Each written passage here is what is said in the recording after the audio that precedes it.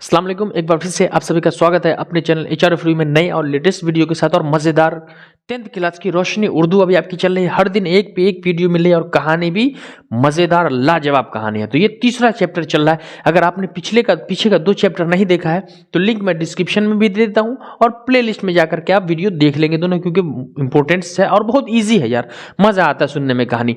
और अगर आप चैनल पर नए हैं तो चैनल को सब्सक्राइब कर लेंगे, बेल आइकन दबा लेंगे ताकि नया वीडियो का नोटिफिकेशन नए तरीके से, और वीडियो को शेयर कर देंगे और फिर पढ़ना शुरू करेंगे। बस आपका एक ही काम है। तो हम ये जो कहानी पढ़ने जा रहे हैं रोशनी उर्दू क्लास 10th का है, जो कि पहला चैप्टर का नाम क्या है? चैप्टर आपका 3 चैप्टर है। कौन सा चैप्टर है? चैप्टर 3 है वात्रक के किनारे। चैप्टर का क्या नाम है? वात्रक के, है ना, वात्रक के किनारे। ये एक नदी का नाम है वात्रक, यहां पर वात्रक होगा। मेरे लिखने में थोड़ा सा अब आएगा मजा। वात्रक के किनारे, तो ये वात्रक नदी का नाम है, नदी के किनारे की कहानी। ये कहानी कैसी है? गुजराती कहानी है। कैसी कहानी है? ये जो कहानी हम आपको कह रहे हैं, बता रहे हैं, ये गुजरात में है ना, भारत का एक राज्य गुजरात, तो गुजरात की कहानी है। इसके मुसन्निफ कौन है? तो वात्रक के किनारे के मुसन्निफ जो वो पन्ना लाल पटेल है। कौन है? पन्ना, पेज जो होता है, तो आप ऐसे याद रखोगे, पन्ना लाल पटेल। ठीक है, तो इसके मुसन्निफ कौन हो गए? पन्ना लाल पटेल हो गए, जो कि गुजराती भाषा में लिखा था इन्होंने। वात्रक के किनारे जो पन्ना लाल पटेल ने लिखा वो गुजराती भाषा में, लेकिन मैं आपको पढ़ा रहा हूं उर्दू भाषा में, तो इसको उर्दू भाषा में ट्रांसलेट जो किया उसको हम मुतरजिम कहेंगे। क्या कहेंगे? मुतरजिम। ट्रांसलेटर को हम उर्दू में मुतरजिम कहते थे। वो कौन है? मजहरुल हक ओलवी। कौन? मजहरुल हक ओलवी। तो आप याद रखोगे वात्रक के किनारे कैसी कहानी है? तो गुजराती कहानी है। कैसी है?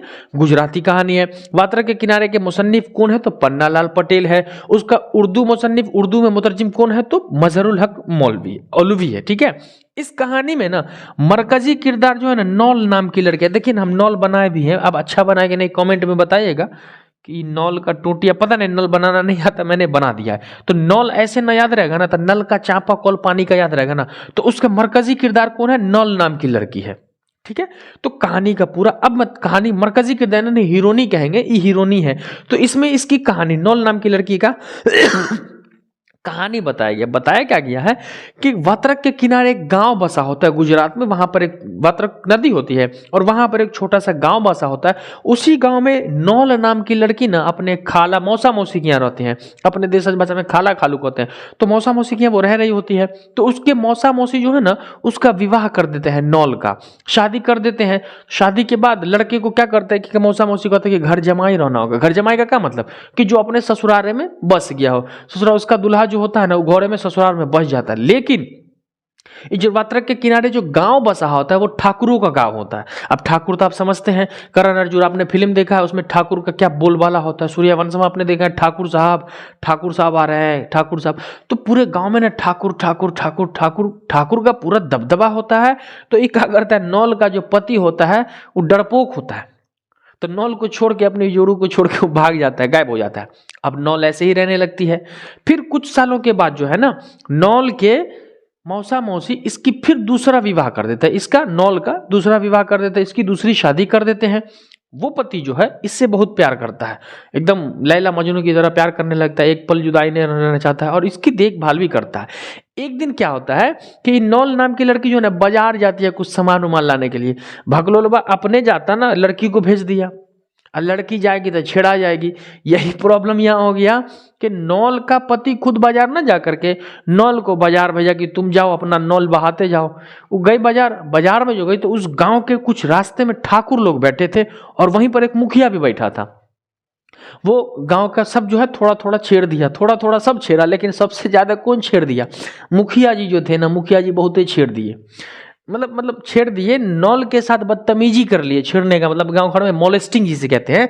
तो नौल के साथ थोड़ा थोड़ा ठाकुर सब छेड़ा, जो मुखिया जी जो थे, मुखिया जी कुछ ज्यादा ही छेड़ दिए। अब नौल गुस्सा गई, वो सारी बदतमीजी मुखिया और गांव के ठाकुर लोगों ने जो किया था, वो यहाँ आके अपने पति को बता दी। अब पति को बताए तो क्या हुआ, ठाकुर तो गए हो। अब क्या हुआ, नौल का पति खिसिया गया, खूब गुस्सा गया, एकदम तमसा गया, जोशिया गया। आप बोला कि आप छोड़ेंगे नहीं। रात में जब मुखिया जी सोए हुए थे, तो इसका नौल का पति जाता है घर, छड़दे वाली छड़प करके अब मुखिया जी को सीधा ठाई मार देता है। बंदूक चला दिया, गोली मार दिया। अब जब नौल का पति मुखिया जी को गोली मार दिया, अब बस्ती है ठाकुरों की, वहां ठाकुर का बोलबाला है और गोली मार के भाग गया। बस पुलिस उसके पीछे पड़ गई, दिन रात पुलिस उसको ढूंढती, लेकिन नौल अपने पति को क्या की, छिपा दी, कहे कि तुम भाग जाओ, नहीं तो पुलिस वाला छोड़ने वाला है ये नहीं है ना। अब ये अपने छेड़ने की सजा जो है वो अपने पति को दी, मर्डर कर दिया, मुखिया को गोली मार देता है। अब गोली मारने का मतलब भारतीय संविधान में क्या है, दफा 302 फांसी। अब वो नौल का पति भागा फिरता है, पुलिस दिन में कई बार डेली हर एक दो दिन करके गांव में आती है, पुलिस उसको ढूंढती है नौल के पति को, लेकिन नौल का पति मिलता ही नहीं रहता है डेली, लेकिन पुलिस घूमती रहती है। लेकिन नौल का पति क्या करता है, डेली रात में आके इससे मिलता है और चला जाता है, और पुलिस दिन में आती है, पुलिस को पता नहीं चलता, पुलिस को पता ना कैसे खबर लग गई कि नौल का पति रात में आता है। तो एक दिन जो है ना, मतलब एक दिन नहीं, रात में, एक रात नौल का पति जो था साधु का भेष लेके, पंडित जी बन के आता, खूब लंबा लंबा मोच दाढ़ी बाल जट्टा उट्टा एकदम कपड़ा वपड़ा पूरा साधु का भेष लेके लंगड़ाता हुआ आया। जो कि आपका सवाल भी है कि लंगड़ा साधु कौन था, तो नौल का घोड़ वाला पति था। तो लंगड़ाता हुआ आता है, तो नौल भी देखती है तो नहीं पहचानते, कह रहे ये कौन, मतलब भूत जैसा शकल लेके साधु उधु आ गया, डर जाती है नौल नहीं पहचानती है। तो नौल का पति जो होता है ना, नौल का पति जो है वो नौल को कॉल करता है, कहता है कि देखो तू नहीं पहचाने हमरे, देखो तो ये अपना दाढ़ी हटाया, मूछ हटाया, जट्टा उट्टा हटाया, तो अभी पहचाने कि आप ना पहचाने, आप तो ऐसे के झोटा मोटा ले गए, हम पहचाने नहीं। लेकिन नौल पहचानती उससे पहले बाजू में पुलिस खड़ा था, अब पुलिस उसको पहचान गया। अब पता नहीं नौल ने ही कॉल कर दिया पुलिस को या पुलिस पहले से लगी हुई थी। नौल के पति जो थे उससे मिलने किस भेष में आए, साधु के भेष में आए। तो सवाल है लंगड़ा साधु कौन था, नौल का पति था, और पुलिस उसे पकड़ करके ले जाती है। बेचारी एक मोहब्बत भरा बात भी नहीं कर पाती है, उसको सही से देख नहीं पाती है, क्योंकि देखी थी तो उसको भर दाढ़ी मूछ दाढ़ी बाल उल लगाया हुआ था, दाढ़ी उड़ी वो हटा के देख ही रही थी कि पुलिस झपट से धर लिया और कहा कि मुखिया को मारे थे, चलो आप जेल। और पुलिस नौल के घर वाला को ले जाती है। अब वो बेचारी अकेले, आप देखिए कहानी यहीं पर खत्म हो जाती है, इंड हो जाती है। आप लोग सोच रहे होंगे कि आप नौल के जो मौसा मौसी फिर से तीसरका ब्याह करेंगे, जिंदगी है कोई प्लेटफॉर्म नहीं, गाड़ी आती रहेगी, और कहानी यहीं पे समाप्त हो जाती है।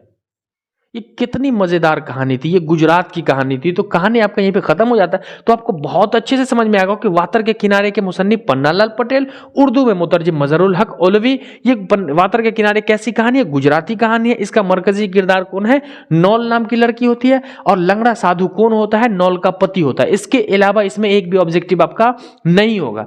तो अगर आपको समझ में आ गया होगा तो कमेंट कर देंगे कि सर समझ में आ गया, नहीं समझ में आया तब भी कमेंट करेंगे, ताकि इस कमी को मैं अगले क्लास में पूरा कर दूंगा। और आप वीडियो को ज्यादा से ज्यादा शेयर कर देंगे, नए हैं तो सब्सक्राइब कर लेंगे और अपने दोस्तों को कह देंगे कि पढ़ लिया जाए।